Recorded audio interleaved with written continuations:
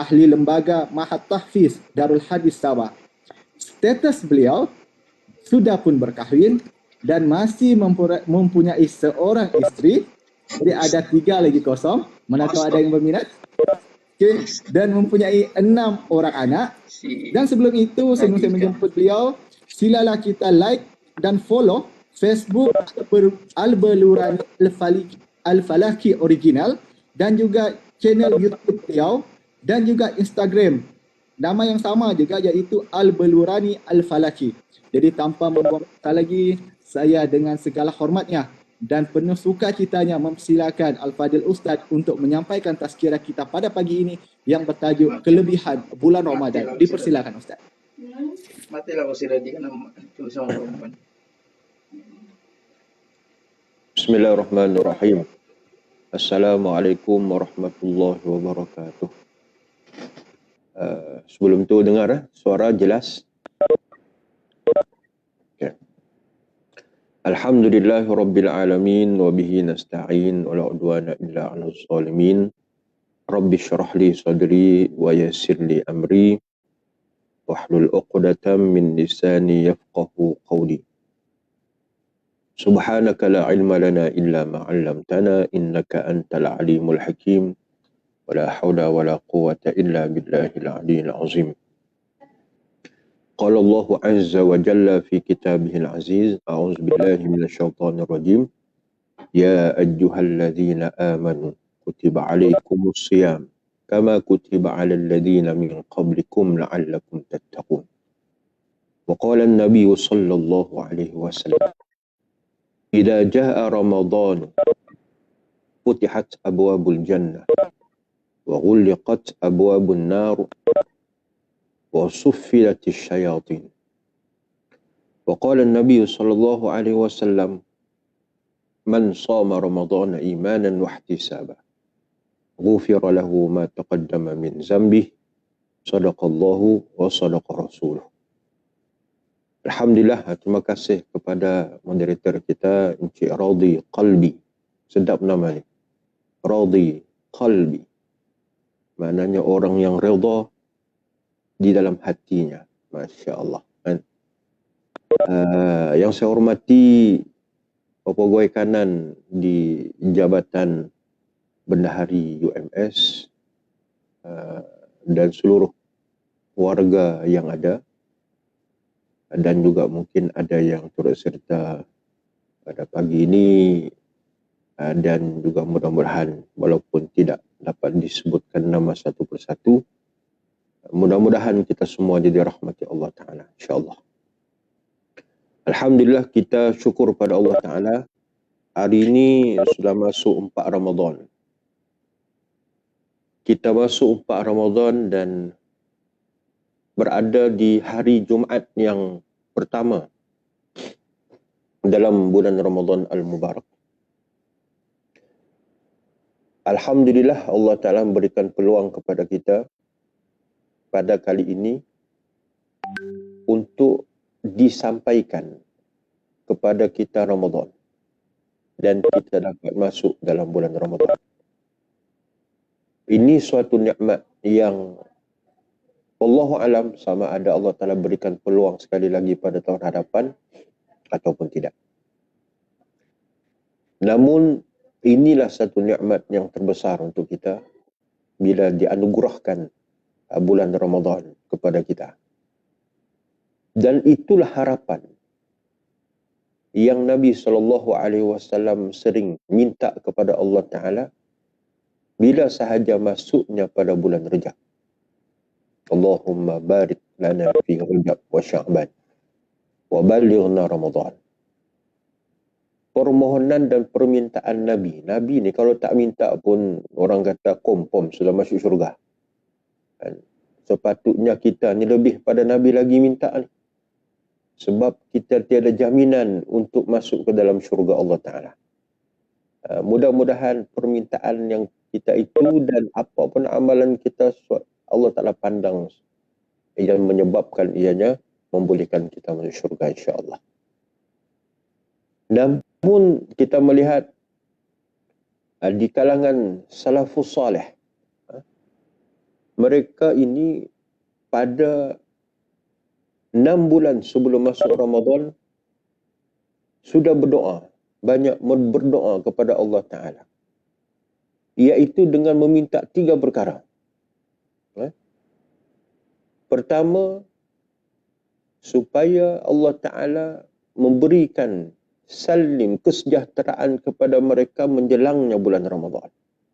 6 bulan, bayangkan 6 bulan. Kalau 6 bulan ni, kira-kira kalau kita mula puasa baru ni pada bulan April, 6 bulan sebelum bulan April, bermakna bulan 11 tahun lepas. Kalau golongan salafus salih sudah pun berminta supaya diberikan kesejahteraan menjelangnya pada bulan Ramadan. Cuba kita tengok balik kita bulan 11 tahun lepas, sibuk apa? Hujung-hujung tahun gitu kan. Mungkin sibuk mau pergi melancong mana. Mujurlah orang kata dibuka rentas daerah ni. Kalau kota Kinabalu ni, siapa duduk KK ni, syukur-syukurlah sampailah juga Kundasang. Hujung tahun. Kita pun tak tahu lagi. Ramadan tu kita orang kata aurah dia tu tak terasa lagi. Tapi bayangkan golongan salafus salih 6 bulan sebelum Ramadan sudah minta kesejahteraan menjelangnya Ramadan. Sejahtera ni makna apa tuan-tuan? Sejahtera ni makna amal. Makna minta supaya Allah Ta'ala berikan peluang, harapan masuk dalam bulan Ramadan. Dan diberikan kekuatan untuk beribadah menjelangnya bulan Ramadan. Subhanallah. 6 bulan sebelum. Itu yang pertama. Yang kedua, maka mereka minta wasallim Ramadan. Maknanya minta kepada Allah Ta'ala bila sudah masuk dalam bulan Ramadan, Allah limpahkan kesejahteraan ke atas mereka. Maknanya terus bersemangat, melipat kali gandakan amal ibadah, memperbanyakkan amal ibadah. Istiqamah dengan kebaikan. Apa-apa kelebihan yang ada pada bulan Ramadan itu dibuat.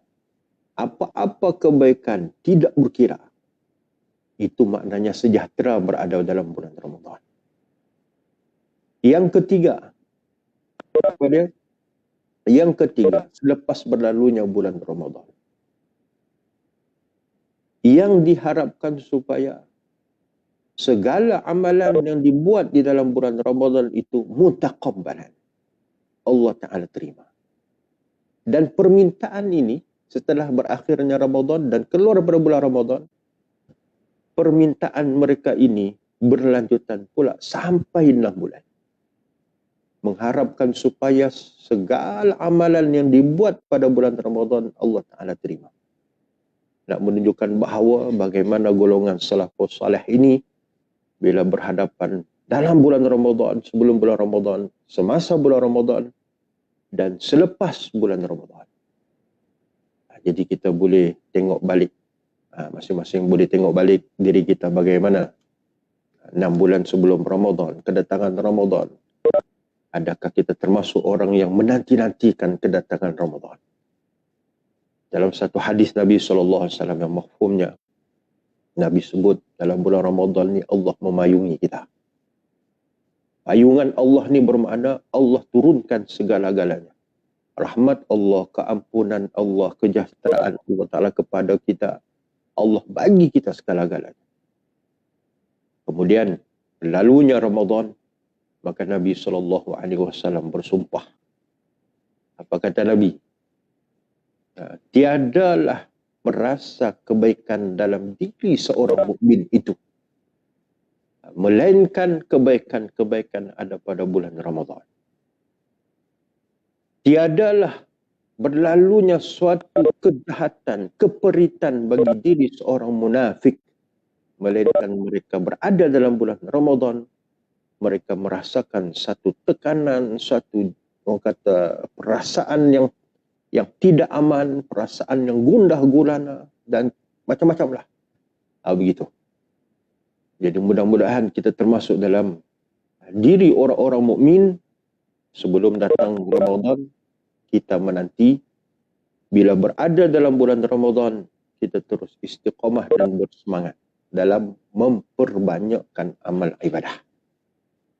Itu mukaddimah tajuk kita hari ini, iaitu bercerita tentang kelebihan bulan Ramadan. Allahumma salli ala sayyidina Muhammad. Bulan Ramadan ini, Nabi SAW pernah menyebut dalam satu hadisnya, yang juga mafhum hadis mengatakan bahawa jikalau orang mukmin mengetahui kelebihan bulan Ramadan, nescaya sepanjang tahun itu bulan Ramadan saja. Begitu. Kita kadang-kadang bukan tak tahu kelebihan bulan Ramadan ni. Tahu. Tapi sekadar tahu, nak amal tu. Kan?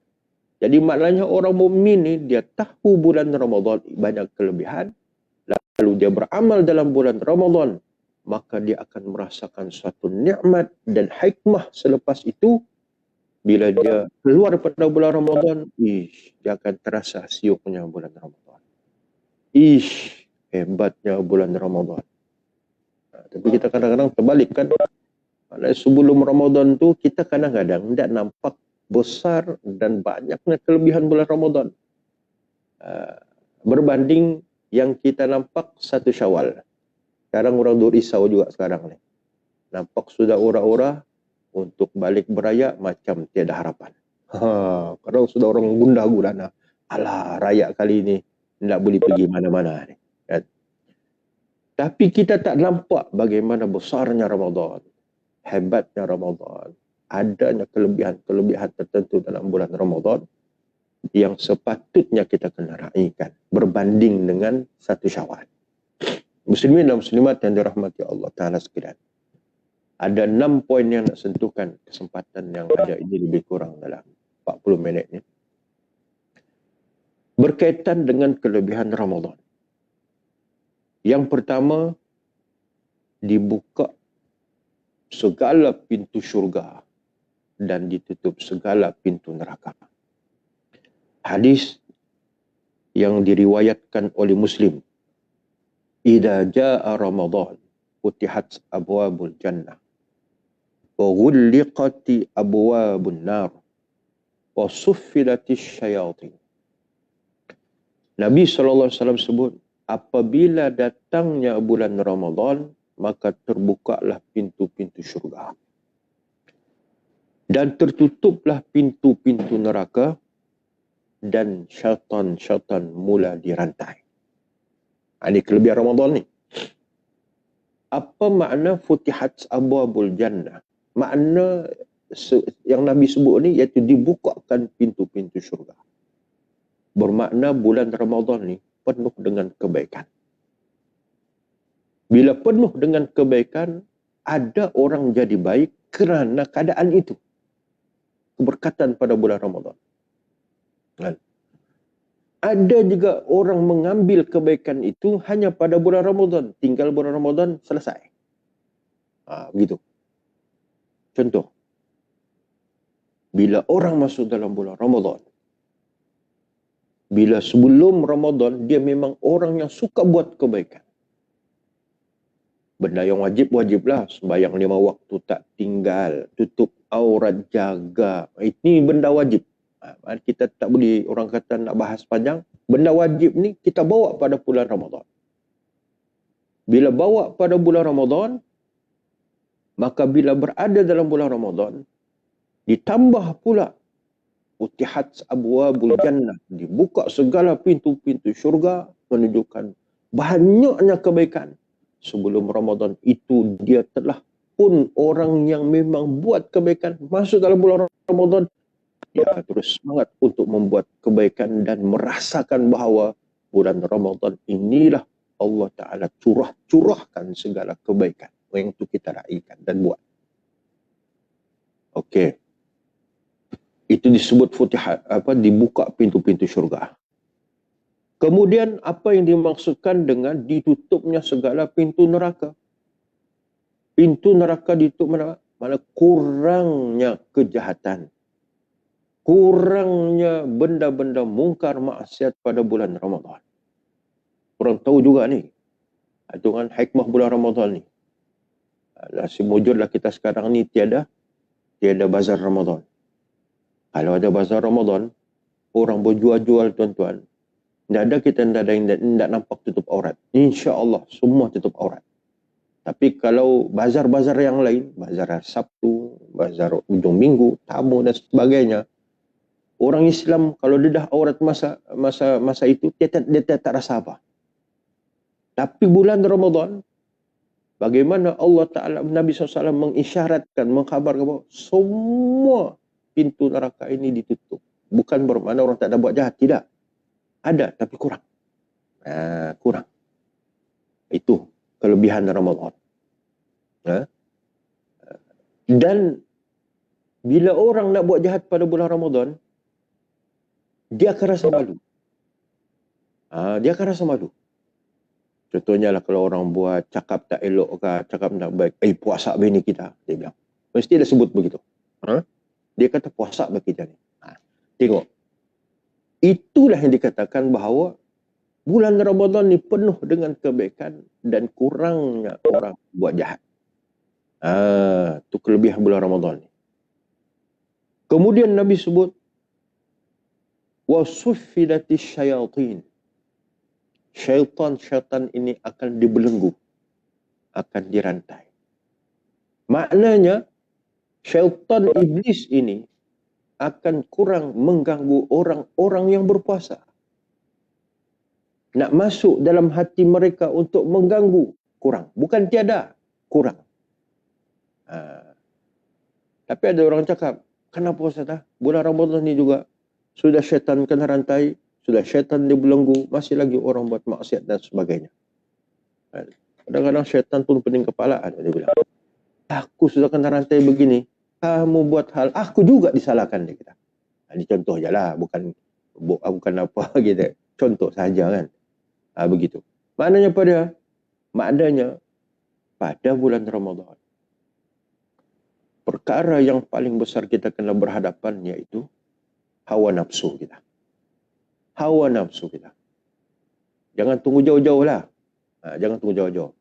InsyaAllah 4 hari ini, 3 hari yang sudah berlalu, time kita berbuka. Time kita berbuka. Situ kita akan nampak di mana, bagaimana tahap hawa nafsu kita.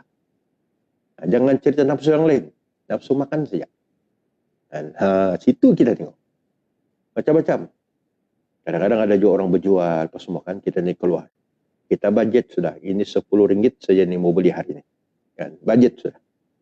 Sampai tempat orang jual makanan, sering-sering jalan. Sekarang sering jalan lah orang ramai jual sekarang. Sampai di situ, budget RM10 tadi tersasar daripada budget itu. Up kepada RM20. Nah, ini semua di Jabatan Bendahari kan. Orang bilang perbelanjaan keluar itu lebih besar daripada budget yang ada. Pening kepala kita. Tapi kita boleh nilai. Maknanya bagaimana dengan hawa nafsu kita. Sedangkan di sana ada beberapa yang ditunjukkan bagaimana sunnahnya kita bila berbuka, bila bersahur. Ada perkara-perkara sunnah yang kita kena ikut. Jadi muslimin dan muslimat yang dirahmati Allah Ta'ala sekalian. Menunjukkan bahawa kelebihan bulan Ramadan ini, kebaikan ni terlalu banyak. Antara kebaikan dalam bulan Ramadan, menunjukkan kebaikan itu apabila sebut dalam bab sedekah. Dalam bulan Ramadan lah orang akan banyak bersedekah. Sifat Nabi sebelum bulan Ramadan dan di luar bulan Ramadan, Nabi ni pemurah. Tapi bagaimana masuk bulan Ramadan, Nabi ini sangat-sangat pemurah. Patutnya kita kena contohi. Kalau kita kena contohi, maknanya kita ni bagaimana? Sebelum Ramadan, pemurah juga kita. Masuk dalam bulan Ramadan, lebihlah pemurah. Lagilah pemurah. Ataupun sebelum bulan Ramadan kedekut, masuk bulan Ramadan, belajarlah jadi pemurah. Tapi kalau sebelum bulan Ramadan kedekut, dalam bulan Ramadan pun lagilah kedekut, nak problem. Jadi macam mana dia meraihkan kebaikan bulan Ramadan tersebut. Jadi sedekah antaranya. Itulah dipesan, jangan biarkan berlalunya hari-hari Ramadan tanpa kita bersedekah. Kita sekarang ini sedekah pun bukan susah, sedang. Saya tertarik ada beberapa inisiatif ataupun alternatif orang bersedekah macam mana. Memudahkan dia. Sekarang kita bersedekah pun ujung jari saja. Tak payah pergi cari tabung. Orang nak buka sekolah tahfiz contohnya. Dia sudah beritahu dah, ni nombor akaun. Niat nak wakaf, wakaf. Kita sekarang ni transfer saja. Kan? Ada internet banking dan sebagainya. Bahkan saya melihat ada usaha seseorang hamba Allah Ta'ala ni, usaha dia sudah siapkan satu senarai lengkap dan siap dengan QR code lagi. Tinggal scan lagi tempat-tempat dia nak bersedekah. Kalau ada 20 tempat, enggak. Kalau orang mampu 20 sekali tempat dia sedekah, silakanlah. Kan?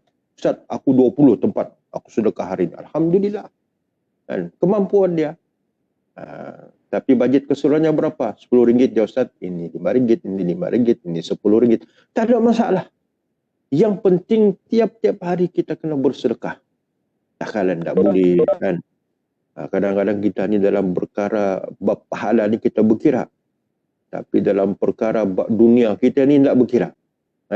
Kalau kita top up kita punya telefon kita top up RM5, RM10. Itu bukan tiap-tiap hari. Kadang-kadang setengah hari selesai. Top up lagi. Kita tak rasa apa. Tak rasa apa. Itu sifat dunia. Tapi kalau bab akhirat, kita rasa berat. Apatah lagi dalam bab bersedekah. Rasa berat. Bukan setakat rasa berat. Kalau bulan-bulan yang lain, hasutan syaitan ni lebih kuat. Kita kadang-kadang sudah terniat, aku nak pergi masjid ni, nak masukkan di dalam tabung. Syaitan sudah berbisik. Kau tengok-tengoklah dompetmu itu. Banyak duitmu itu. Dia bisik. Dia dah kata, banyak memang ada seperuntukan, RM10 ni. Mau masuk sudah. Pergi masjid, nampak tabung. Gaya-gaya mau dekat dengan tabung, syaitan bisik pula. Kan binimu tadi pesan beli paper sana. Dah cukup duitmu itu. Nah, dia bisik. Dia bisik tu. Kita pun sudah mula rasa berat. Dekat sudah dengan tabung. Ni. Nak masuk dalam poket tangan ni. Nak baik keluar duit tu. Syaitan bisik pula. Jangan aku kasih masuk. Dah cukup duitmu itu. Ketika itu, betul juga kan. Kasih masuk balik di poket. Lalu dia masuk dalam masjid. Syaitan akan tepuk tangan. Percaya aku. Tapi kalaulah berlaku begitu, dah kira. Masuk ke tabung, pop masuk begitu. Tuan-tuan akan merasakan sesuatu bahagia. Rasa bahagia yang tuan-tuan sendiri tak boleh nak cerita. Bahagia rasa tu bagaimana? Itu baru sikit Allah Ta'ala nak bagi kepada kita. Bahkan pada bulan Ramadan lagi. Jadi, antara kebaikan yang kita kena raikan dalam bulan Ramadan, sedekah. Sedekah. Jangan biarkan berlalunya hari Ramadan ini tanpa kita bersedekah. Kemudian, itu di antara kelebihan dalam bulan Ramadan. Yang pertama, banyaknya kebaikan. Dibuka pintu syurga, menunjukkan banyak kebaikan. Ditutup pintu neraka, kurangnya kejahatan dan kemungkaran. Dibelenggunya syaitan, kerana apa? Kurangnya mereka ini, syaitan iblis ini, menghasut orang-orang yang berpuasa. Kelebihan yang kedua, yaitu puasa. Tiada bulan yang ada padanya diwajibkan puasa melainkan bulan Ramadan. 12 bulan, kita punya moderator tadi pun siap lagi disebutnya daripada Muharram kan. Lengkap sudah itu. Tiada 12 bulan itu satu bulan yang diwajibkan kita berpuasa melainkan bulan Ramadan. Kemuliaan yang ada pada bulan Ramadan ini, antaranya ulama sebab apa dia? Adanya puasa. Adanya puasa. Bang, kalau aku buat bulan depan masih bulan puasa kan? Kalau aku buat sembang santai pasal puasa kah, pasal hari raya kah, kan lagi bagus kan? Ustaz Razali. Ustaz ini, Isra. Ini pertanyaan kah ataupun selingan? Saya rasa iklan sekejap tu Ustaz. Iklan Iklan. Mungkin Iklan iklan untuk kita tu Ustaz. Oh, Jadi okey. kepada para penonton, sila matikan audio tu ya. Iklan Ustaz. Iklan. Okay. Okey. Saya pun lupa sudah di mana saya tadi tu. Puasa wajib Ustaz. Bulan puasa. Kelebihan yang kedua pada bulan Ramadan adanya puasa. Allah sebut ya ayyuhalladzina amanu kutiba alaikumus shiyam kama kutiba alal ladzina min qablikum la'allakum tattaqun. Wahai orang-orang yang beriman, wajib ke atas kamu puasa seperti mana umat terdahulu. La'allakum tattaqun, mudah-mudahan kamu memperolehi takwa. Ada ulama tafsir menyebut pasti kamu akan dikurniakan takwa. Tengok. Dalam ayat ini ada 3 perkara. Pertama, iman. Yang kedua, puasa. Yang ketiga, takwa. Apa kaitan 3 ni? Puasa, iman, takwa. Maknanya orang yang berpuasa ini diwajibkan ke atas orang yang beriman. Dan yang mampu melaksanakan puasa ini dengan sebaik-baiknya adalah orang yang beriman. Dan apa kaitan puasa ini? Puasa ini kaitannya dengan takwa. Ending bagi orang yang berpuasa pada bulan Ramadan, takwa. Ini yang kita kena cari ni. Ending kita bila berlalunya bulan Ramadan ini, takwa. Ibarat kalau kita masuk belajar di UMS, ambil bidang apa? Sekarang ada bidang orang kata fakulti Islam contoh. Bidang dakwah contohnya. Kebetulan ada 3 orang yang praktikal di pejabat mufti ni, belajar UMS. Setelah itu, maknanya bila berakhirnya SEM terakhir, maka dia akan bakal menerima segulung ijazah, anugerah segulung ijazah menurut bidangnya. Kita dalam bulan Ramadan ni ibaratnya masuk dalam Universiti Ramadan yang mana akhir sekali kita akan bakal dikurniakan takwa. Dianugerahkan takwa. Tapi bagaimana kita nak menerima takwa dengan berpuasa itu? Maka di sinilah bagaimana ialah dalam agama kita sendiri pun bab puasa Ramadan ni sudah ada dia punya manhaj, sudah ada dia punya garis panduan, sudah ada dia punya tata cara, sudah ada rukunnya, lengkap. Kita follow saja. Jangan lari daripada panduan. Contohnya, bagaimana Allah Subhanahu Wa Taala menyebut takwa ni, bagaimana sifat takwa ni mampu diraihkan. Dan apa kaitan dengan puasa bulan Ramadan? Adakah memadai puasa itu sahaja Allah akan bagi dia takwa? Maka di sinilah banyak sudut kita kena lihat, terutamanya yang sering ditimbulkan persoalan. Apa dia? Dia kata, Ustaz, apa hukum orang yang puasa tapi tidak sembahyang 5 waktu? Ini selalu kita dengar persoalan. Okey. Kalau puasa tadi, Allah Ta'ala akan bakal bagi dia takwa. Dan takwa ni, Allah Ta'ala menyebut dalam ayatnya, siapakah mereka yang orang bertakwa? Antaranya, orang yang puasa. Siapa lagi? Allah sebut di dalam suratul Baqarah, ayat yang ketiga. Bila ayat yang kedua, Allah Ta'ala cerita, Zalikal kitabu la raiba fih. Hudal lil muttaqin. Quran itu tiada keraguan dan bagi petunjuk kepada orang-orang yang bertakwa. Siapa orang bertakwa itu? Maka ayat ketiga Allah Ta'ala jelaskan. Siapa yang bertakwa itu? Alladzina yu'minuna bil ghaib. Yang pertama, mereka yang beriman dengan perkara-perkara ghaib. Beriman dengan perkara yang ghaib. Ciri orang bertakwa. Perkara ghaib tu apa? Tuyul, balan-balan? Bukan. Kuntilanak harum sunda malam? Lagilah bukan. Hantu? Bukan. Takwa perkara ghaib itu iaitu tidak mampu dilihat dengan mata, tapi kita dengar berdasarkan wahyu Allah Ta'ala. Contoh, pahala dosa. Pahala dosa. Kita tak nampak pahala kita. Dosa pun kita tak nampak.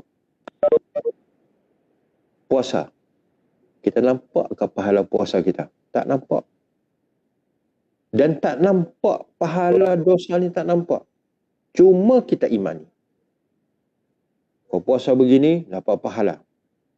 Kau memberi makan orang yang berbuka puasa, umpama mana kau dapat pahalanya tanpa mengurangkan sedikit pun pahala dia. Ini ganjaran orang yang memberi makan kepada orang yang berbuka puasa. Bukan memberi makan kepada orang yang berpuasa, itu dosa. Memberi makan kepada orang yang berbuka puasa. Itulah kata, kalaulah kita belilah makanan, belilah lebih-lebih sikit. Beli lebih tu bukan untuk seorang. Beli lebih tu untuk jiran kita, kawan-kawan kita, bagi. Sebab kerana apa? Dia berbuka puasa dengan apa yang kita bagi makanan itu, pahala puasanya pada hari itu dapat kepada kita tanpa mengurangkan sedikit pun pahalanya. Itu ganjaran orang yang beri makan kepada orang yang berbuka puasa. Nampak tak pahala? Tak nampak. Tapi Nabi beritahu begitu. Maknanya kita beriman terhadap perkara ghaib yang Allah tak zahirkan kepada kita. Syurga neraka pun sama juga. Mana ada kita nampak syurga, mana kita nampak neraka. Semuanya khabar daripada Quran. Syurga ni gambarannya nikmat dan sebagainya. Neraka ni gambarannya azab. Tak nampak. Tapi beriman dengan perkara ghaib, ini ciri orang bertakwa. Ciri orang yang bertakwa yang kedua, jawapan kepada persoalan tadi. Alladzina yu'minuna bil ghaibi wa yuqimuna as-salah. Ciri orang yang bertakwa itu, iaitu mendirikan solat. Solat apa? Solat tarawih? Tidak. Solat 5 waktu sehari semalam. Inilah ciri orang bertakwa. Jadi bila sebut kau berpuasa, sembahyang tidak boleh dipisahkan. Kena buat. Kita berpuasa pada bulan Ramadan. Kewajipan itu bertempoh.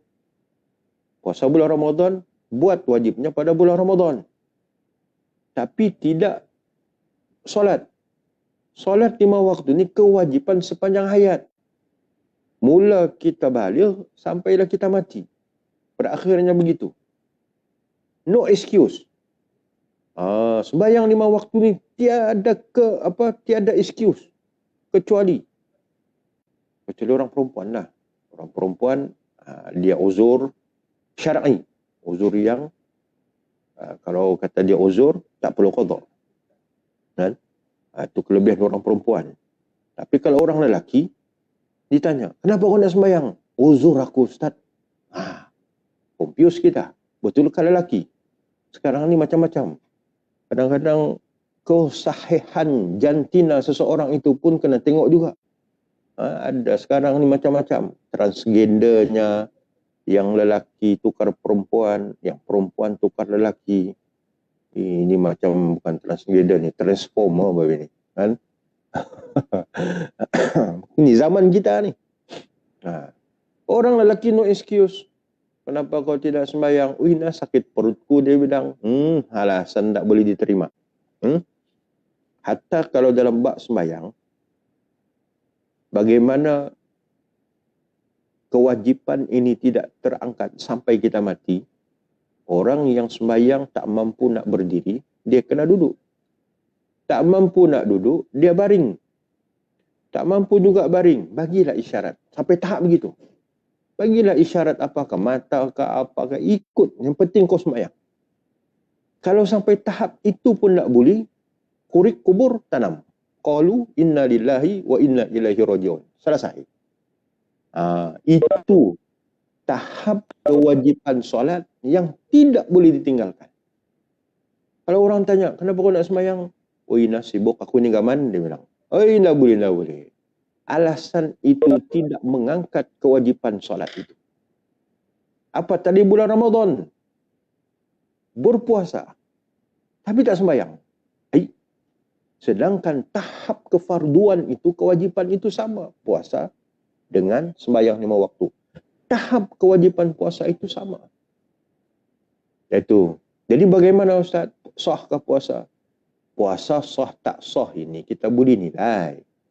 Iaitu kalau dia mampu untuk menjaga daripada perkara-perkara yang membatalkan puasanya dan menepati syarat-syarat berpuasa, sahlah puasanya. Tapi perlu diingat, jika kau puasa meninggalkan solat 5 waktu, bagaimana Nabi SAW beri pesan kepada kita? Dia kata apa? Ramai orang yang berpuasa, tapi hanya dapat 2 saja. Lapar dan dahaga. Maknanya tak ada nilai di sisi Allah Ta'ala. Jadi muslimin dan muslimat yang dirahmati Allah, puasa. Dan puasa ni macam mana tuan-tuan? Puasa. Bagaimana kita nak supaya puasa ni Allah Ta'ala nak bagi kita taqwa? Itulah Imamul Ghazali rahimahullahu ta'ala. Dia sebut orang puasa ni ada 3 tingkatan. 3 tingkat. Tingkat yang pertama iaitu disebut sebagai saumul umum. Puasa umum. Ataupun dipanggil puasa orang awam. Apa dia puasa orang awam ni? Dia menahan perutnya daripada makan dan minum. Itu perkara-perkara yang membatalkan puasa. Dia tahan kemaluannya daripada berjima. Ini untuk suami isteri lah. Di siang hari. Tak boleh. Maknanya itu boleh. Bukan setakat membatalkan puasa. Boleh dikenakan kafarah lagi. Tahan 2 bulan orang bilang berpuasa berturut-turut. Itulah kadang-kadang kesian juga kan. Baru-baru ni 2 hari, 3 hari sebelum puasa kan, ada lagi orang akad nikah hari Jumaat. Hari Sabtu. Nggak tahu lah macam mana kan. Itu pandai-pandai lah orang bilang. Jadi keadaannya macam begitu. Jadi mampu menahan yang itu dipanggil sebagai puasa orang awam. Puasa biasa, puasa orang awam. Mampu tak makan dan tak minum, puasa orang awam. Tingkat yang kedua, tinggi sikit. Iaitu panggil sebagai puasa saumul khusus. Iaitu puasa khusus. Puasa khusus ni iaitu apa dia? Bukan setakat dia menahan perut, menahan kemaluannya daripada perkara yang membatalkan puasa. Tetapi juga menahan seluruh anggotanya daripada melakukan maksiat yang boleh mendatangkan dosa. Tahap ini dipanggil puasa para salihin. Puasa orang-orang soleh. Bukan senang kan? Bukan senang juga. Kadang-kadang kita nak jaga mata kita. Payah jaga kan. Kadang-kadang siuk-siuk sudah kita depan traffic light. Merah, berhenti. Kan? Limpas orang tak berbaju. Bukan limpas orang tak berbaju. Kurang kainnya. Kan? Maknanya seksi. Limpas. Kita pun astagfirullah. Mungkin kalau terlihat tu tak ada dosa kan. Tapi kalau kadang-kadang astagfirullahnya tu panjang juga. Astagfirullah. Tapi mata ikut. Mata ikut. Kan? Itu tak jadi juga. Bukan setakat itu. Kadang-kadang kita nak jaga mulut kita. Nak jaga apa ni? Nak jaga telinga kita dalam tempoh kita berpuasa daripada perkara yang maksiat dan mungkar mendatangkan dosa ni. Bukan senang. Kadang-kadang mulut pun tak terjaga. Untuk orang, mencaci orang, memaki orang, macam-macam. Sekarang ni, kadang-kadang orang tak sudah bercakap melalui mulut. Tapi kebanyakan berkata-kata ni melalui jari ni. Jari ni, lebih campin daripada mulutnya bercakap. Kalau tuan-tuan ingat surah Yasin yang kita malam-malam Jumaat kita baca tu, kan Allah telah sebut gambaran bila di akhirat kelak. Al-yawma nakhtimu ala afwahihim wa tukallimuna aydihim wa tashhadu arjuluhum bima kanu yaksibun. Hari ini kata Allah Ta'ala di akhirat kelak, kami kunci mulut. Mulut ni kena kunci. Wa tukallimuna aydihim. Yang bercakap apa dia? Ni tangan. Wa tashhadu arjuluhum bima kanu yaksibun. Yang akan jadi saksi kaki-kaki kamu apa yang kamu buat semasa kamu hidup. Masya Allah. Hari ini pun mulut tak cakap, tapi tangan ni, nah, kan? Kalau dia ada grup-grup WhatsApp, kan, kadang-kadang kehadirannya itu membingungkan orang. Ada je soalan-soalan provokasi. Ada je share-share benda yang itulah kadang-kadang. Jadi jaga-jaga. Maknanya dalam bulan Ramadan ni nak naikkan tingkat puasa kita daripada umum kepada para salihin ini, jaga. Baca indera kita kena jaga daripada melakukan perkara maksiat dan dosa. Yang ketiga Imam Ghazali sebut apa dia? Saumul khusus bil khusus, iaitu puasa khusus daripada yang khusus. Ini apa dia tuan-tuan? Bukan sekadar menjaga perut, bukan sekadar menjaga kemaluan, bukan sekadar menjaga seluruh panca indera, tapi hati. Hati turut dijaga, jangan sampai ada lintasan hati yang boleh mendatangkan dosa. Tahap ini adalah tahap puasa para anbiya, para muqarrabin. Ini tahap tinggilah. Susah kita mau sampai tahap ni tuan-tuan. Kalau boleh tahap yang kedua pun, tingkatan yang kedua pun, syukur-syukurlah. Syukur-syukurlah. Itulah Imam Ghazali sebut ada beberapa hal untuk kita nak meningkatkan puasa umum kepada tahap puasa para solehin. Jadi muslimin dan muslimat yang dirahmati Allah Ta'ala sekalian, puasa. Pada bulan Ramadan, kelebihannya ada puasa. Pada bulan Ramadan, tuan-tuan, kelebihannya ada puasa yang kita dipaksa kita berpuasa. Mau tidak mau, kita kena berpuasa. Waktunya masa bila? Siang saja. Pada waktu siang saja. Tiada pada waktu malam Ramadan. Kan? Tengok cantiknya aturan Allah Ta'ala. Siang, kita berpuasa. Malamnya kita berqiyam. Siang kita berpuasa, man shoma ramadhana imanan wahtisaban ghufira lahu ma taqaddama min zambi. Siapa yang berpuasa, puasa pada waktu siang. Siang tu bila? Siang bermula waktu subuh, berakhirnya waktu maghrib. Terbenam saja matahari, masuk waktu maghrib. Sekarang waktu ni pun kita nak risau.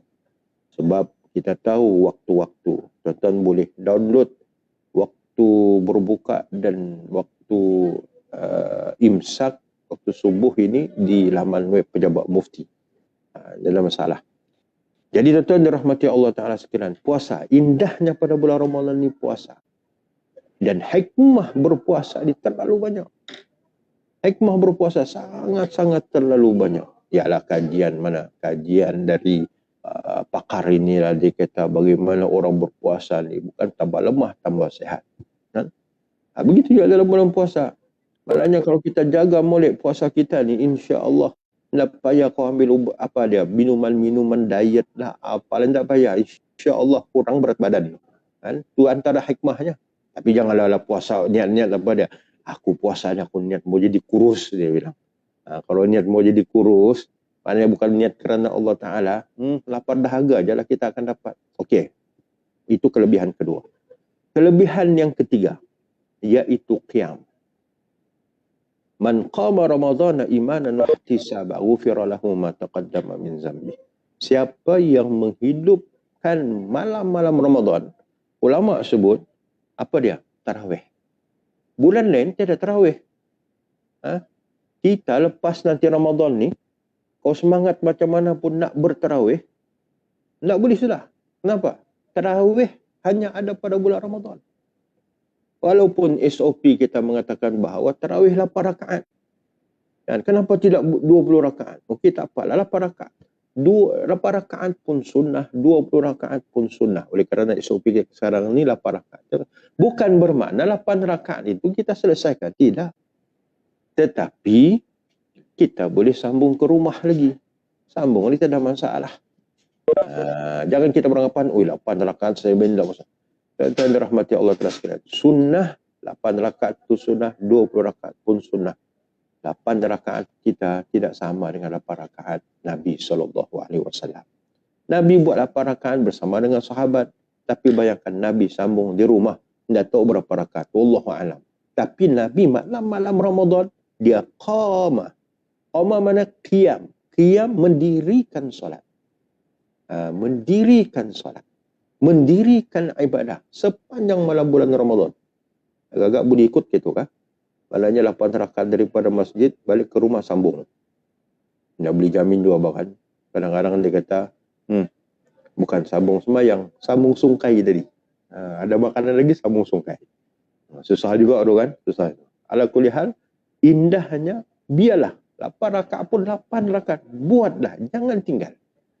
Walaupun barangkali kita tidak peluang masuk ke dalam masjid oleh kerana terhad dan sebagainya, balik ke rumah buat. Bersama dengan keluarga. Dan kita yakin para suami ini sudah terlatih seperti mana tahun lepas. Kan kita SOP tahun lepas PKP, bagaimana PKP sudah dilatih segala-galanya di dalam melaksanakan orang kata bulan Ramadan di rumah. Melaksanakan orang kata salat tarawih itu di rumah masa dalam tempoh PKP. Yang tak pernah jadi imam pun Allah Ta'ala naikkan maqam jadi imam. Tak pernah jadi imam solat Aidilfitri dan menjadi khatib. Tahun lepas Allah naikkan maqam. Mudah-mudahan tahun ni pun kalau tidak peluang sembahyang di masjid, sekurang-kurangnya pun ada jugalah pelatihan sebelum ni kan untuk memimpin jemaahnya di rumah. Qoma pada bulan malam-malam bulan Ramadan tu jangan berhenti. Buat. Kan? Makna Ramadan, malam-malam Ramadan ni jangan tinggalkan ibadah. Terus beribadah. Okey. Qiyam dengan puasa. Allah sebut apa dia? Ada kaitannya dengan kelebihan yang keempat. Iaitu keampunan. Keampunan Allah yang keempat. Nabi sebut, siapa yang berpuasa pada bulan Ramadan dengan penuh keimanan kerana Allah Ta'ala dan pengharapan. Apa diharapkan? Supaya Allah Ta'ala terima puasanya. Itu harapannya. Ganjarannya apa? Ghufira lahu ma taqaddama min zambi. Allah mengampunkan dosanya yang terdahulu. Man qama Ramadan imanan wa ihtisaba. Siapa yang menghidupkan malam-malam Ramadan dengan tarawihnya, dengan ibadah-ibadah sunatnya yang lain, baca Quran dan sebagainya. Ibadah ni banyak. Baca Quran, sedekah, boleh buat pada waktu malam. Siang pun boleh buat. Tapi dibanyakkan pada waktu malam, menghidupkan ibadah pada waktu malam ini. Imanan wa ihtisaba. Kerana Allah. Dan juga pengharapan supaya Allah telah terima segala amal ibadah dia itu. Ghufira lahu ma taqaddama min zambi. Allah Ta'ala akan ampunkan dosa-dosa yang terdahulu. Ini cara nak mendapatkan keampunan. Dan pada bulan Ramadan, antara juga yang kita harapkan supaya Allah Ta'ala mengampunkan dosa kita. Apa pesan Nabi dalam satu hadis yang mengatakan bahawa bila kamu sudah diberikan peluang pada bulan Ramadan, sekarang ni. Dan sehinggalah akhirnya kamu tidak mendapat keampunan Allah Ta'ala. Nabi kata, celaka. Celaka orang ini. Sudah diberikan peluang berada pada bulan Ramadan, tapi tiada mendapat keampunan. Celaka orang. Jadi, bagaimana dapat keampunan? Puasa sesungguh-sungguhnya. Mendirikan ibadah sebanyak-banyaknya pada bulan Ramadan. Itu yang keempat. Yang kelima, itulah yang kelima. Iaitu Al-Quranul Karim diturunkan. Masya Allah. Quran ni hebat. Wahyu Allah Ta'ala. Kan? Sangat mulia. Tengok Quran. Quran ini diturunkan pada bulan yang penuh dengan keberkatan berbanding dengan bulan-bulan yang lain, itu bulan Ramadan.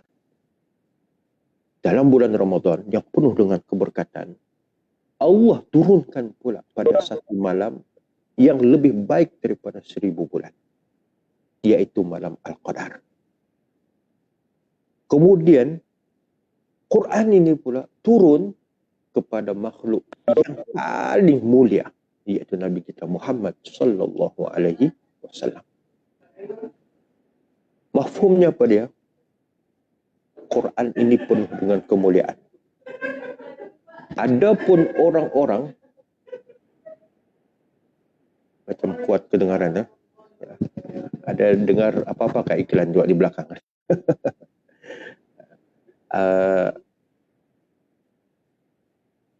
Quran ni, siapa-siapa yang berkaitan dengan Quran, tetap Allah Ta'ala akan bagikan kemuliaan. Nabi sebut, kuntum khairukum man ta'allama al-Quran wa 'allama. Sebaik-baik kamu. Sebaik-baik kamu. Siapa dia? Yang belajar dan mengajar Al-Quran. Belajar dan mengajar Al-Quran. Tiadalah satu perkara yang Nabi sebut secara direct satu kemuliaan, satu kebaikan, melainkan orang yang mengajar dan belajar Quran. Dia akan mendapat kemuliaan. Kita yang kerja, saya lah yang kerja begini tuan-tuan, kita lah semua belum tentu mendapat kemuliaan. Tetapi orang yang kerja berkaitan dengan Quran, dia belajar, dia mengajar, Nabi sudah beritahu, khairukum, sebaik-baik kamu. Itulah tuan-tuan, jangan pandang rendah kepada orang yang kerja ataupun orang yang belajar berkaitan dengan Quran. Kita kena muliakan mereka. Guru Quran kita yang pernah mengajar kita Quran, kena muliakan mereka. Anak-anak kita yang sedang berada di sekolah tahfiz contohnya, muliakan mereka. Apalagi orang yang sekeliling yang berusaha buka institusi Al-Quran, muliakan mereka. Kenapa? Itu Nabi sudah sebut. Mudah-mudahan kita memuliakan mereka, kita juga akan dimuliakan oleh Allah Subhanahu wa Ta'ala. Yang terakhir, yang ke-6. Dalam Ramadan, kelebihan Ramadan ni yang disebut sebagai ada satu malam, Lailatul Qadri khairum min alfi syahr. Malam Al-Qadar yang lebih baik daripada 1000 bulan. Bila? Malam bila? Tiada yang confirmnya malam bila. Cuma Nabi bagi hint-hint. Dia berlaku 10 malam terakhir. Apa kelebihan malam Al-Qadar ni? Khairum min alfi syahr. Lebih baik daripada 1000 bulan. Cuba convert kepada tahun. Lebih kurang dalam 83-84 tahun. Kita belum tentu sampai lagi umur kita 84 tahun. Nabi kata 60-70. Ni umat dia umurnya 60-70. Kalau lebih 71, tu syukur-syukurlah itu. Syukur-syukurlah. Maknanya sudah Allah Ta'ala bagi umur subsidi sudah itu. Kalau nak faham-faham lagi untuk kata nak sujud pada Allah Ta'ala, tak faham-faham lagi. Itu orang bilang tak tahulah mau kata apa. Jadi maknanya apa dia? Malam Al-Qadar, Allah lipat kali gandakan. Kalau malam tu ditakdirkan malam Al-Qadar, kita pergi tarawih, kita bersedekah, kita tilawah Quran, apalagi apa-apa kebaikan pada malam tu kita buat, umpama mana kita telah melakukan kebaikan itu 84 tahun. Jangan kita bayangkan 80 tahun. Tapi Allah sebut khairum min alfi syahr. Lebih baik daripada 84 tahun. Lebih baik, maknanya lebih baik daripada 84 tahun. Maha adil Allah Ta'ala. Maha adil Allah Ta'ala. Tuan-tuan tengok. Kita bukan umat-umat terdahulu. Umat terdahulu macam umat Nabi Nuh, umur diorang panjang. Sampai 1000 tahun. Kan? Umat kita tidak begitu. Umat akhir zaman. Tapi Maha adil Allah Ta'ala, dia menyediakan satu malam. Dalam bulan Ramadan yang penuh dengan keberkatan ini, bila kau beribadah, lebih baik daripada 1000 bulan, lebih baik daripada 84 tahun. Maknanya lebih baik. Bukan 84 tahun. Lebih baik daripada 84 tahun. Jadi, kita rebutlah. Rebut. Jangan kata tinggalkan Ramadan kita ini. Malam-malamnya dengan ibadah-ibadah yang sepatutnya kita boleh buat. Sembahyang maghrib berjemaah. Isyak berjemaah.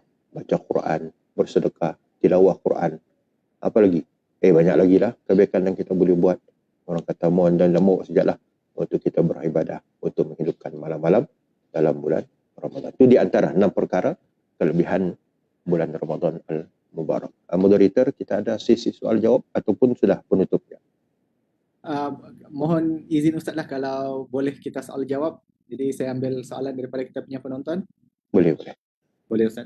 Okey, kepada para penonton sekiranya ada soalan boleh komen di ruangan chat. Dan Ustaz, di sini saya ada 2 soalan Ustaz yang ada member kita PM. Pertama soalan, ada apa ni, tarawih Ustaz, minimum 8 rakaat kah Ustaz, atau bolehkah buat 2 atau 4 rakaat sebab terlalu penat? Jadi terlalu penat dia buat 2 ataupun 4, lepas tu dia sambung witir, lepas tu dia tidur. Macam mana Ustaz? Silakan Ustaz. Okey. Dia yang sunnahnya minimum dia 8 rakaat.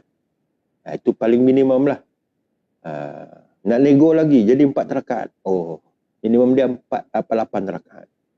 Cuma pelaksanaannya orang kata fleksibel lah. Pelaksanaan fleksibel. Lepas isyak bermula. Maknanya lepas solat isyak tu. Bila masa kita yalah amalan kita sekarang ni kalau pergi masjid sekaligus 8 rakaat. Kan 8 rakaat. Terpulang pada kita mampu macam mana, dia kata dah aku tahan Ustaz, mengantuk. Kadang-kadang mengantuk kenapa? Banyak betul makan sungkai tadi. Ini tidak menahan. Kan? Jadi tidaklah bermakna kita tinggalkan terus. Contohnya kita mampu buat 2 rakaat dulu. Okey, rehat santai-santai dulu. Kan? Terus sambung pula. Begitu. Dan afdalnya tarawih ni kita buat secara berjemaah. Maknanya kalau ke masjid kita sudah solat berjemaah, maknanya kita buat perkara yang paling afdal. Tapi ini tidak mampu dia. Mungkin ada halangan dan sebagainya. Tapi takkanlah sepanjang bulan Ramadan pun ada halangan dan mau datang ke masjid kan. Jangan cari alasan pula. Jadi dia kata, Ustaz aku tadi ada meeting tadi sampai tak sempat mau tarawih apa semua. Isyak pun sempat apa semua. Tak apa. Kena buat juga. Buatlah juga malam tu. Tapi buatlah. Ikut kita. Macam kita buat 2 rakaat dulu ke. Kemudian sambung ke. Lepas tu sambung pula tengah malam. Terpulang.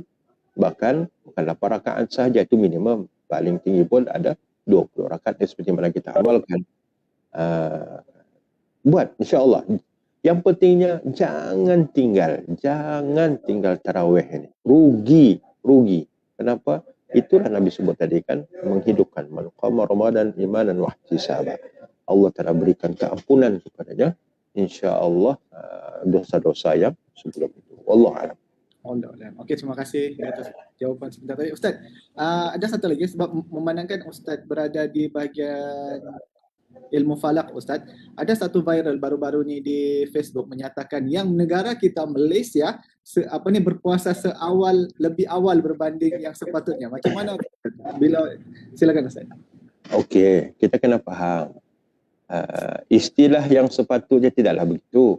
Sebab kita di Malaysia, penetapan 1 Ramadan, 1 Syawal, 1 Zulhijjah, ini semuanya ditentukan dengan kaedah ru'yah dan hisab. Ru'yah maknanya kita akan tengok anak bulan pada tarikh 20, kalau baru-baru ni 29 Syaban untuk menetapkan 1 Ramadan jatuh pada tarikhnya bila. Kan? Jadi tu ru'yah. Orang turun ru'yah, tengok anak bulan. Nampak esok puasa. Tak nampak, bagaimana? Jangan stop situ dulu. Maka kaedah yang kedua dipanggil sebagai hisab. Hisab ni perkiraan falak. Falak ni sudah dikira. Sudah ada datanya. Dan setiap data anak bulan ni, dia ada beberapa kriteria pula. Kriteria dia, ini kena sebut sikit lah, mungkin dalam tempoh ni mungkin bukan mudah untuk memahamkan dalam bab-bab teknikal ni. Tapi apa, saya sebut juga. Dalam perkiraan kita ada kriteria. Bagaimana kita nak tentukan anak bulan itu disebut imkanur ru'yah. Dalam bahasa Arab. Dalam bahasa Melayunya disebut sebagai imkanur ru'yah ni keboleh nampakan anak bulan tu. Bagaimana kita sebut boleh nampak anak bulan ni? Maka dia ada kriteria. Kriteria yang pertama, ketinggian anak bulan pada petang mencerap tu, ketinggian anak bulan tidak boleh kurang daripada 2 darjah. Yang kedua, jarak lengkung anak bulan tidak boleh kurang daripada 3 darjah. Atau umur anak bulan tidak boleh kurang daripada 8 jam. Agak-agak boleh faham gitu. Kan? Tidak pun pening di situ kan kriteria dia. Dan kriteria ini wujud kerana apa? Berdasarkan ru'yah juga. Contohnya, walaupun kita tak nampak ru'yah petang baru ni, 29 Syaban, 12 hari bulan tu. Walau kita tak nampak, sebenarnya bukan kata anak bulan tiada. Anak bulan ada berdasarkan kriteria tadi itu. Cuma tak boleh nampak banyak perkara. Berawan, hujan, ribut, macam-macam lah. Ada faktor ketidaknampakan itu. Tapi anak bulan sudah ada. Anak bulan sudah ada. Dan kita di Malaysia pun 29 lokasi melihat anak bulan. Di Sabah hanya satu saja, di balik Cerap Al-Biruni negeri Sabah. Tak nampak tempat kita, nampak tempat lain di negeri-negeri ataupun di dalam Malaysia ni.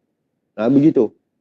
Akhir sekali, segala keputusan itu diangkat pada penyimpan mohon raja-raja daripada tempat melihat anak bulan ni, 29 lokasi, diserahkan kepada penyimpan mohon raja-raja, dan malam itu diisytiharkan oleh penyimpan mohon raja-raja berdasarkan tekanan agung sebagai pemimpin ketua negara kita yang bertanggungjawab terhadap agama, maka dia isytiharkan.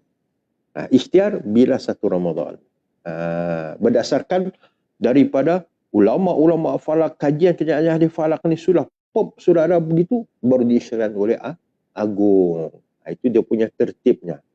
Dan dalam kaedah fiqh menyebutkan bahawa maknanya bila ketetapan pemerintah ataupun ketetapan agung sebagai yang ketua negara kita, ketua agama kita, bila sudah ditetapkan, maka rakyat kena ikut. Maka kita wajib kena ikut. Dan orang kata, baru-baru ni timbul tu, dia kata tak nampak. Dia kata, tak nampak berdasarkan apps, ada satu, itu apps tu sebenarnya. Apps tu pun mana-mana kita boleh dapat. Dan kita boleh kira. Boleh belakang di internet pun boleh. Kan, dia kata Malaysia. Kalau kau berpandukan kepada apps sahaja, kita yang ahli-ahli falak ni pun tengok apps tu sebenarnya, tapi tidak gunakan sepenuhnya. Kita ada lagi kaedah-kaedah lain yang menetapkan 1 Ramadan ni jatuh bila. Jadi maknanya kita orang Malaysia, Ustaz, ni jiran kita Brunei, tak sama kita ni kan? Ini satu lagi soalan. Patutnya sama lah kan, sebelahan saja begitu. Kenapa? Sebab bila sebut Malaysia, kita ada sempadannya. Disebut sebagai matlab. Kita ada persempadanan kita. Orang Malaysia wajib taat kepada pemerintahnya. Jadi bilang, Ustaz, patutnya kita kena ikut Brunei lah. Kadang-kadang orang tanya saya begitu kan, kalau kau mau ikut Brunei, kau pilih Brunei. Begitu. Kalau ikutlah pergi sana kan. Tapi oleh kerana kita di Malaysia, kena ikut pemerintah kita. Soal sahkah tidak puasa kita itu tak timbul. Sebab dari segi sudut fiknya pun telah selesai. Mana kita ikut pemerintah atas keputusan pemerintah itu pun sudah mengangkat, orang kata, keraguan, mengangkat segala, mana kata, bahkan kemudaratan, bahkan mewujudkan masalah. Ada orang Malaysia sama-sama berpuasa. Adapun negeri-negeri lain macam Brunei. Brunei dia hanya menggunakan kaedah ru'yah. Lihat sahaja. Dia nampak, puasa esok. Tak nampak, dia tahu. Hisab dia tak pakai. Hisab dia tak pakai. Kita di Malaysia dua kaedah. Ru'yah dan juga hisab. Dan hisab ni juga, dia ada kriteria dia. Jangan kira-kira, nampak ni. Tanpa ada kriteria. Tak boleh. Kriteria yang ada ni juga berdasarkan bagaimana pengalaman ru'yah kita yang berpuluh-puluh tahun sebelum ni. Tapi kalau nak lagi lanjut, saya jemputlah kepada warga UMS berkunjung ke Balai Cerap Al-Biruni. Kita buat satu sesi dan kita terus tengok anak bulan. InsyaAllah boleh set lah. Wallahualam. InsyaAllah, terima kasih atas jemputannya tu Ustaz. Ramai yang mau tu Ustaz. Termasuk host ni sendiri pun mau ni. Okey Ustaz, mungkin ini adalah soalan yang terakhir Ustaz. Subuh masih lagi kah perlu ditambah 8 minit Ustaz? Silakan Ustaz. Okey, terima kasih. Subuh tu tak timbul sudah. Tambah 8 minit sebab jadual waktu solat yang telah kita keluarkan bermula perkiraan Hijri Muharram tahun sebelum ni dan juga bermula Januari tahun ni. Kalau download dari laman web Pejabat Mufti, mana tidak perlu ditambah sudah. Mungkin timbul kekeliruan. Kenapa handphone aplikasi di sini lain ni Ustaz macam kurang 58 minit. Itu telefonmu tu belum update lagi tu. Belum update lagi. Dia punya pengusaha apps tu belum update lagi tu barangkali. Tapi kebanyakannya pun pengusaha apps berkaitan dengan waktu solat ni diorang sudah update dan ambil sumber daripada kita. Sekarang tak perlu dah. Tak perlu tambah 8 minit. Allahualam. Wallahualam. Okey, jadi saya rasa setakat ini sahaja kita punya majlis pada pagi ini. Bagi pihak Jabatan Bendahari dan juga Kelab Kaki Tangan Jabatan Bendahari Universiti Malaysia Sabah, saya ingin mengucapkan jutaan terima kasih kepada Al-Fadhil Ustaz sudi bersama dengan kita pada pagi ini. Terima kasih banyak-banyak Ustaz. Sama-sama. Dan juga kepada para penonton, terima kasih banyak-banyak kerana sudi memeriahkan lagi majlis ilmu kita pada pagi ini. Jadi sebelum mengundur diri, marilah kita sama-sama membaca, saya tangguhkan majlis kita pada pagi ini dengan suratul As dan tasbih kifarah. Bismillahirrahmanirrahim. Subhanallah.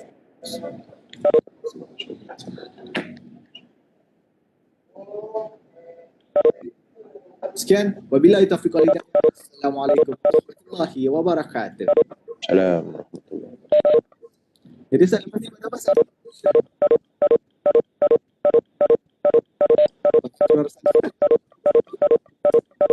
Ustaz Islam, Ustaz Islam. Masya Allah. Ramai hari ni Ustaz. Alhamdulillah. Ustaz. Alhamdulillah.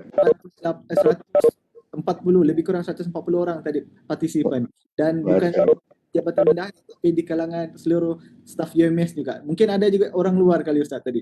Oh gitu ah. Jadi Ustaz, lepas Pusat ni Islam pun ada.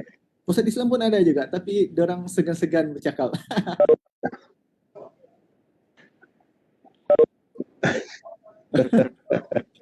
Masih nampak bau muka ada. Ya, Bapak nampak bawa muka. Kita yang bingung ni. Mungkin pemalu semua ni Ustaz. Itu ada. Bah, okey. Terima kasih banyak. Okey, Jumpa lagi insya-Allah. Semoga Allah membalaskan Ustaz dengan Amin. Amin. Okay, Assalamualaikum. Terima kasih semua.